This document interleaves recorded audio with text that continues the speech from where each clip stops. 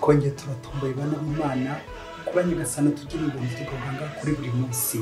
Nyagasani utugenze uko ushaka kumva n'urukundo byawe. Izina ry'Imana Data na Mwana na Roho Mutagatifu. Amen. Amahoro bana b'Imana. Yesu Kristo aradukunda, yazanywe no kugira ngo dukire.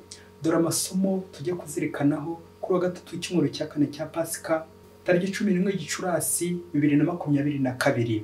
Isomo rya mbere ryo mu gitabo cy'ibyakozwe n'intumwa, umutwe wa 12 umurongo wa 24 kugeza ku 25, uwa 13 umurongo wa mbere kugeza ku wa 5. Muri iyo minsi ijambo ry'Imana rirushaho gukura no kwamamara. Naho Barinaba na Sawuli barangije umurimo wabo i Yerusalemu, bagarukana na Yohani bitaga Mariko. Muri kiliziya ya Antiokiya harimo abahanuzi n'abigisha aribo Barinaba, Simeoni bitaga umwirabura, na Lusiyusi w'Isireni, Manaheni wari warareranywe n'umwami Herodi, na Sawuli. Igihe bari bateraniye gusenga kandi basibye kurya, Roho Mutagatifu arababwira ati, Barinaba na Sawuli ni mubashyira ukwabo bajye gukora umurimo nabahamagariye. Nuko bamaze gusiba kujya no kwambaza, babaramburaho ibiganza barabohereza.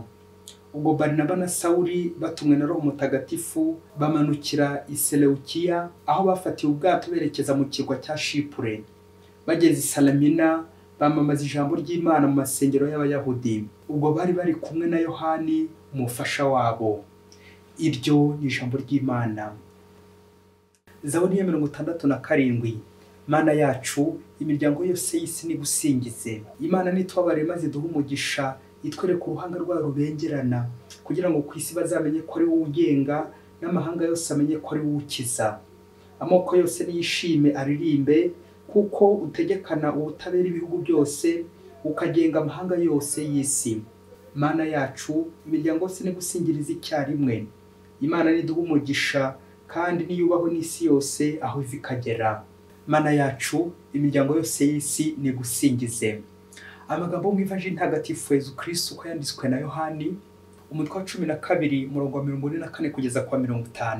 Muri icyo gihe Yesu arangurijwe ati, unyemera sige aba yemeye, ahubwo aba yemeye wantumye, kandi rero umbona ababonye n'uwantumye. Naje munsi n'urumuri kugira ngo unyemera wese adahera mu mwijima. Nihagira uwumva amagambo yanjye ntayakurikize, sige umucira urubanza, kuko ntazanywe no gucira isi urubanza, ahubwo ntaje gukiza isi. Ungaya kandi ntiyakira amagambo yanjye, afite umucamanza we. Ijambo navuze iryo rizamucira urubanza ku munsi w'imperuka. Kuko ntavuze ku bwanjye, ahubwo Data wantumye niwe wantegetse ibyo mvuga n'ibyo nzavuga. Kandi nzi ko itegeko rye ari ubugingo bw'iteka. Ngewe rero ibyo mvuga mbivuga uko Data yabimbwiye. Iyo ni ivanjili ntagatifu. Ngewe rero ibyo mvuga bivuga uko Data yabimbwiye. Uwo ni Yesu Kristo bivuze. Bakristo bavandimwe, nidukomere kuri Kristo, aje kudukiza tugira ubugingo kandi tubugire busagambye. Umunsi umwe agaca kigeze kaza kurya inkoko, yari bundikiye udushwi utwari tw'iminsi nk'ibiri. Udushwi twajya nko muri 15. Umuhanga abonye uburyo ako gace gashishikaye no kurya iyo nkoko kari kwisusura, kari kwinovora, nuko twadushwi twose twahise dupfa. Nuko aravuga ati, muvandimwe, mbere yo kwica umuntu, ubanza ujye ureba abamuri ku mutwe, abashinzwe, abarera, abagaburira, abagirira neza, abakorera inshingano ze. Ese babyeyi, iyo umurozi aroze umubyeyi, nanjye kuvuga ufite abana cyangwa urera abana, atekereza kuri za mfubyi byahibyo kajya. Ndakubwiza ukuri, iyo wishe umuyobozi umwe cyangwa ukagena umuyobozi umwe, ni nk'abandi 1000 buryo uba wishe. Ndakubwiza ukuri, nabwo iyo ugira umuyobozi umwe neza, ukamufasha ukamwitaho, ufasha abantu nk'igihumbi, abantu benshi. None se babyeyi, iyo umugira nabi yishe umuntu, ashyika kuyihe ntego? Wasanga nyine mu mutwe hahora intego y'ububisha, kugira nabi. Warozi ko intego mbi zica abandi, ariko nawe kubw'inturuzi zikazakwica. Ari wowe waziteguye. kandi iyo ugambana burya nawe biragira ugambaniwe. Bana b'Imana, muri amasomo tujye kuzirikana ku ntego zacu mu butumwa. No présentation dans la mission. Intego yo gukira ndetse no gukiza abandi. Bityo ngabana ku mutima wagira ijambo nti, ni Imana yanyohereje ahangaha kugira ngo mbaramire. Kuba duturanye ni amahirwe menshi cyane, no kugira ngo ndamire cyangwa nanjye nguramire. Kuba nkuzi, kuba waramenye, kuba narakumenye, ni ukugira ngo ngufashe, ni ukugira ngo mfashe. Iyi niyo ntego ya Yezu, gukiza, pour notre salut. Iyi niyo ntego y'intumwa zigiye mu butumwa, nta kindi, ni umukiro w'abantu. Iyi niyo ntego y'abogeza ivanjiri ya Yezu Kristo, ni umukiro w'abantu, kugira ngo bazagere hehe? Mu ijuru. Ukire kandi ukize abandi. Byanze bikunze kugira ngo ukire kandi ukize abandi, bigusaba gushishukaho ugashira ngo abandi bagire bate? Abandi bashishe. Ugakomereka kugira ngo abandi bagire bate? Bakomere. Nawe rero mu Kristo, niwumvira ry'ubugome riri kugenda rishaka kuzamukamo, ujye ubanza utekereze kuri sharije zongeye kugira nabi afite. Inshingano ze uzazisigira nde? Ese uzazisigarana? Uzasigara ukomeza ibyo yarashinzwe, cyangwa uzakomeza wice nawe yarashinzwe bose ubamare, cyangwa se uzabakiza? Wakwicuta se kugira ngo ukize? Igitabo cy'intangiriro umutwe wa 45 umurongo wa 5, twibuke Yosefu umuhungu wa Yakobo yihishurira bene se bari bamugurishije mu Misiri, akabona no kubahumuriza, akanabamenyesha n'intego ye ati, ni Imana yanyohereje imbere yanyu kugira ngo ndamire ubuzima bwanyu. Amen, amen. Urakoze Yosefu. Nakwibaza nti kubera iki ndaha? No kubera Imana. Intumwa ni ijambo ry'ikilatini missus na apostolos mu kigereki, l'envoyé mu gifaransa. Intumwa nyine. Mu masomo y'uyu munsi turabonamo ubwoko bubiri bw'intumwa n'ubutumwa zahawe. Ni Pawulo na Barnaba ku ruhande rumwe, ndetse na Yezu mu ivanjiri. Mu isomo rya mbere tumva roho mutagatifu bwe yohereza Pawulo na Barnaba ati, Pawulo na Barnaba ni mu bashyira ukwabo, les mise à part, umwihariko wa Nyagasani. Kubera iki? Bajya kogeza inkuru nziza mu mahanga, baramira ubuzima bw'abana b'Imana, bigishe kandi babatize abana b'Imana batatanye. Nuko nawe rero muvandimwe, nuhaguruka ujye banza wizere niba ariho mutagatifu bikubwirije, niba ari ukohereje kugira ngo ujye kuramira abandi ubuzima bw'abandi. Uko Yezu nawe twumvise muri ivanjiri ariyo ntumwa y'Imana par excellence, nta kindi kimushishikaje usibye gukora ubutumwa bwa Data. Ubwo yagize ati, naje munsi n'urumuri kugira ngo unyemera wese adahera mu mwijima. Sinaze no gucira isi urubanza, ahubwo naje gukiza isi. Amen, amen. Mbega intego nziza ziraha zizi ntumwa. Bakristo bavandimwe, turacyari mu cyumweru cy'umushumba mwiza, wa mutwe wa 10 umurongo wa 10 w'ivanjiri ya Yohani. Buri mushumba ndetse na buri ntama bakagombye gufata hehe mu mutwe, bakawandika mu mutima, bakawucaho uturongo nka 3 aho nyine mu nkebe z'umutima. Yezu ati, nge naje munsi kugira ngo intama zanjye zigire ubugingo kandi zibugire busagambye. Amen. Ngo ubuzima buzira umuze muri Yezu Kristo. Nitwabura gutwama b'abacancuro bimakaza ya mvugo ngo iyo abaye make ngo harirwa imfizi.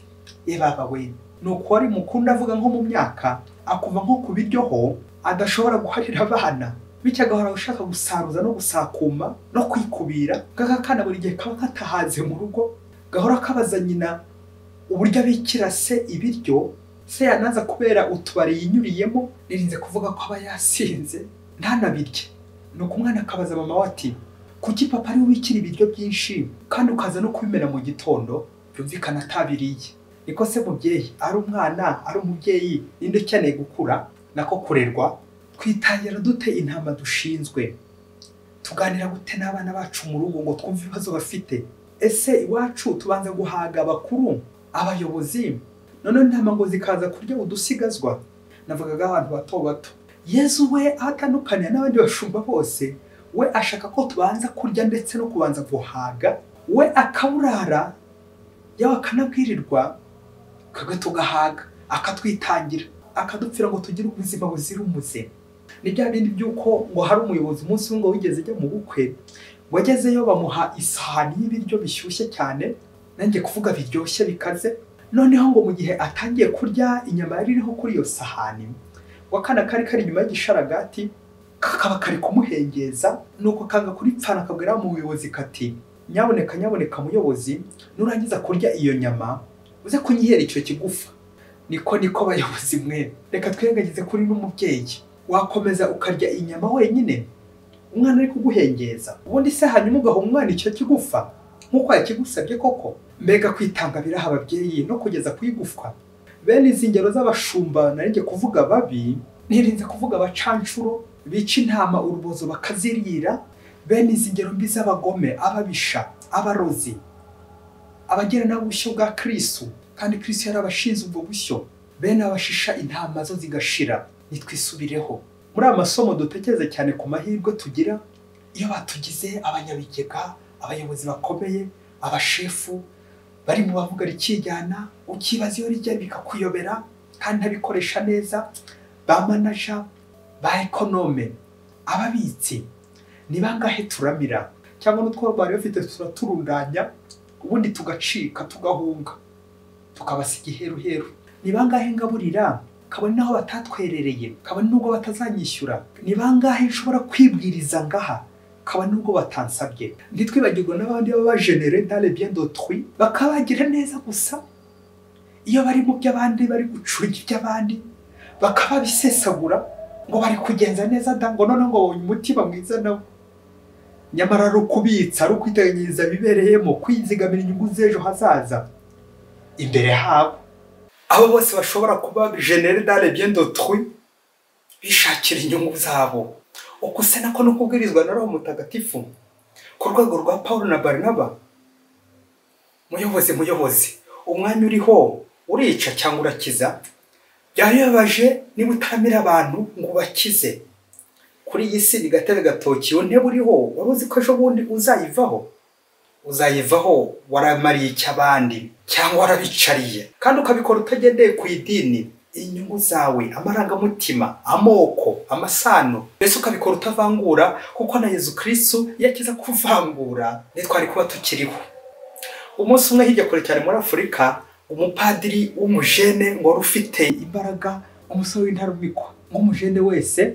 Nuko rero baza kumushinga abajene urubyiruko. Rwabanaga ari babiri muri paruwase, umukuru nyine akaba ari umusaza kire, uyu mujene we byumvikana ashinzwe urubyiruko. Ngo nuko umunsi umwe umupadiri w'umujene kubera gushyushya urubyiruko cyane, ashaka n'iterambere ry'urubyiruko, ngo muri iyi paruwase aza kuzanira urubyiruko rwari rurimo umucuranzi w'icyamamare. Nuko umucuranzi w'icyamamare yinjiye mu nzu y'inama, urubyiruko rwose rwakubise, nuko rurahaguruka ruha umucuranzi amashyi rufaya rubura gicape. Nuko padiri ibaza uko byagenze, nawe biramurakaza cyane, arabisha sinakubwira. Ngaho nawe fora icyatumye padiri abisha. Nuko padiri afata umugambi ko atazongera na rimwe kongera kwita ku rubyiruko, kubera ko abakorera byinshi cyane, akabitaho uko ashoboye kose, akabitangira. None uri yuje yitambukira bwa mbere, akaba ariwe bihereye amashyi. Muri uko kurakara ajya kuryama, ntiyongera kuvugana na mugenzi we cyangwa gusangira. Nuko mugenzi we abibonye ajya kumureba, undi ati urabanza ufata urubyiruko rwa rero mbere yuko hari icyo tuvugana, kuko guhera ubu ntazongera kurwitaho. Nkurikije uburyo bankojeje isoni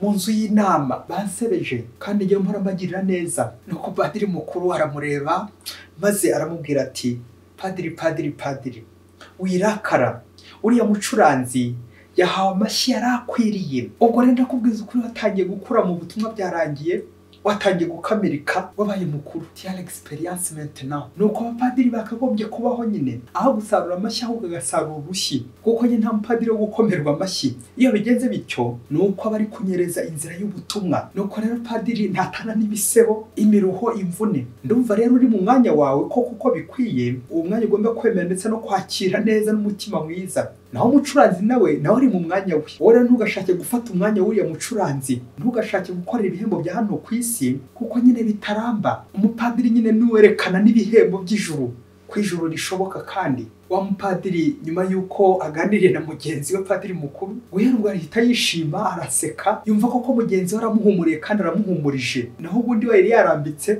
avuga ko yasebye byarangiye, kandi nyine ko ari ku bintu nyine byakagombye kumera. Ubutumwa, kuvunika, rimwe na mugasarura inshyi nk'uko Yesu nawe byagenze, imigera, amacumu ndetse no kumuciraho. Nta n'icyo yakoze kibi, Yesu agaseba kugira ngo tugire gute, kugira ngo tugire agaciro. Nuko umupadiri guhera ubwo nyine ahita yumva ko Yesu amuhagije, ko agomba kureberaho urugero nyakuri, dore ko ariwe wasenge birenze. Humiliation par excellence, c'est celle de Jésus. Nawe mushumba, muyobozi, padiri, mubyeyi, nukora neza ntukarangamire gusa ibihembo, amashyi, kuvugirizwa impundu byo kuri iyi si, aho uhora ushimishwa nuko Yesu aguhagije. Niba afite Yesu biravagije. Intego y'umuyobozi ni ugusohoza neza ubushyo kuri Yesu, umushumba mukuru. Nawe ihembo ni Yesu nyine ubitanga, ni Yesu ubigena. Kandi igihembo kirusa ibindi byose ni igihembo cy'ijuru, uko wasohoje abantu yehe ku Mana. Naho ab'isi bo bari mu mwanya wabo, bagakomerwa amashyi, b'abayobozi b'abategetsi, bakavugizwa mu masinakubwira. Ariko umugaragu wa Nyagasani we agomba kwimenyereza gukora cyane no kuvunika cyane, akavunikira abandi kugira ngo abandi babeho neza, gushira abandi bagashira. Ngiyi intego y'intumwa Yezu Kristo, anabyo Bikira Mariya hano ikibeho ati ntawe uzajya mu ijuru atababaye, umwana wa Mariya ntatana n'imibabaro umusaraba. Akandi kantu ngo ntawe ukiza roho adamaraye. Amen amen. Muvyeyi Bikira Mariya urakoze utwumvisha ububabare umukiro wacu. Padiri umujene we, ako kantu wakumvise ko ntawe ukiza roho adamaraye, ugacaho uturongo tubiri. Ko ufite Yezu biraguhagije. Ibihembo, amashyi, ibyo yazabiguha ku buryo biruse iby'urwo rubyiruko rwari kuguha. Iby'isi kwishimira kuri kuvunikira nde? Yesu. Yezu watwitangiye, nanjye mpe kwitanga buri munsi. Mbabarira abandi buri munsi. Mvunikira abandi buri munsi. Nkorera abandi buri munsi. Nkuko nawe udahwema kunyitangira buri munsi, munkize buri munsi. Yezu mwiza. Amen. Mwese Imana ibahe umugisha. Imana Data na Mwana na Roho Mutagatifu. Amen. Padiri Masumbuko Ladislas wa Diyosezi ya Cyangugu.